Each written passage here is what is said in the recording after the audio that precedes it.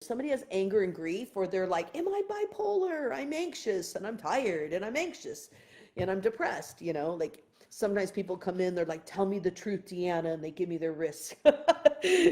Am I schizophrenic? And I'm like, well, that's a big question.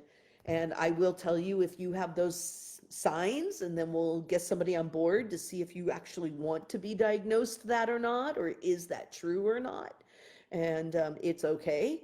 But most times when somebody can say it that straight up, I'm kind of like, nope, something's going on with the endocrine system.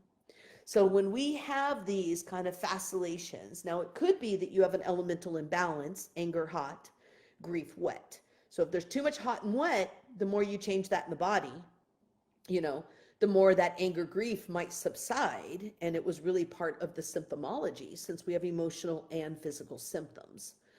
So that really could be part of the picture. But the person asking this question does know Ayurveda. And so I know that they're probably not just hot and wet, and these emotions are still there. I'd look to the endocrine and I'd see what's going on hormonally, and maybe even, learning a little bit more about which hormones and what is the function of each one of the glands. Not hard to find that online, and just really see what does each one of your glands do for you. But the most ups and downs that we see are going to be connected to the thyroid. And we have a lot of different forms of hypothyroid now. It's not as simple as it used to be. So in the good old days, like even 15 years ago, and in my first 18 years of my career, I noticed hypothyroid was very much somebody who maybe had more kapha and ran more wet, and they were showing because they had the bulging eyes, or they had some of the, significant signs of like gaining weight and having metabolic issues, and also having brain metabolic issues. So metabolism of the thyroid is between the head and the heart. And everyone knows I like to speak for my head and my heart, to always say things in the most graceful way. So you got to think that thyroid is really about you connecting your head and your heart. And if you're responding from your heart, everything's going to be kind of an emotional roller coaster. And if you're really in your head, then you might be like analyzing and trying to figure it out. And let me do this, and let me think, and then think it again, and it becomes monkey mind, where you're more spinning instead of really being able to be like, no, this is what I'm going to do. This is what I'm going to, this is how I'm feeling, and this is what I'm going to do to shift it. So you get in a spin, or you get into that like emotional, grief. And this is really common with the thyroid. And hypothyroid, in its most true sense, you're going to see that there is more of this, like they get a lot of anxious jitters in their body, but they feel like they don't have a lot of energy or metabolism to move their body. So inside they're anxious, but on the outside they're kind of like, I can't move, and having a really, hard time with it. And so we have that true picture. But we have a new hypothyroid, which is really coming from this idea of Hashimoto's autoimmune disorder. And that is where the adrenals are too elevated, and it starts leaching from the thyroid. Remember, the endocrine system is an entire community of 7 glands. So the pituitary is connected to your reproductive, and your adrenals are connected to your thyroid, and your thyroid is connected to your pancreas. Sounds like a beautiful, the thigh bones connect to the knee bone. And we are all connected. It is all about connecting the dots. And so we have this hypothyroid where somebody is looking really depleted, they're underweight, they feel like they're spun out, they're out of juice, their nerves are, shot. These are all the things I hear from people. And they're depleted, and it's more vata dry.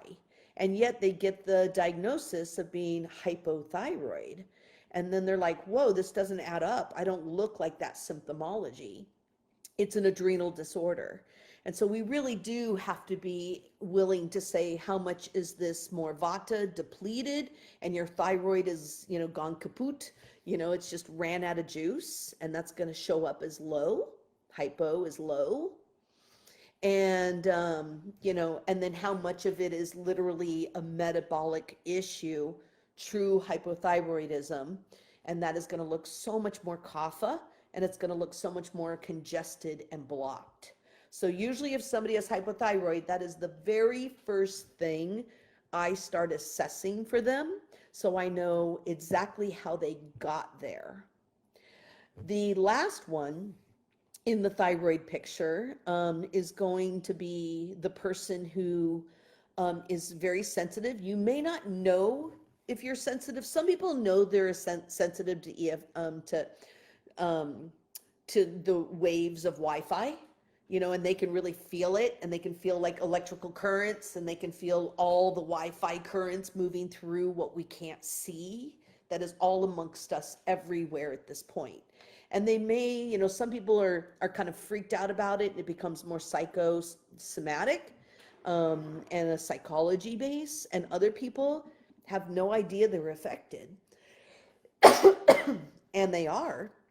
And they end up with a few different things. One is prolactin tumors and brain tumors, and looking at that, and that's because, we have that up to us or we have it on us. And the other one is the instant presto of Wi-Fi with all those waves, and it's all communications. And we want to remember that the thyroid is connected to our throat chakra. So we have a chakra for every gland, 7 chakras, 7 glands. Chakra is the emotional body, and our glands putting out hormones are the emotional body making a physical response. So our chakras are our inhale, and how do you feel? What's in you in your inhale? And your exhale is about what is being fed to your body, and the glands and our hormones. Hormone means to spur. It goes and it communicates, and it tells the rest of your body. It tells your tissues, and it tells your organs, and it connects your physical to your emotional chakras and glands. And where you have a chakra is where you have a gland. Third eye, pituitary, crown, pineal, throat, thyroid, heart, thymus gland, your immune gland, pancreas is solar plexus, adrenals are our sacrum. And then we have our root chakra, which is reproductive. And so when we start looking at our glandular body, it directly, and the best way I help people is to get to the bottom, the root of their emotional experience and what patterns need to change.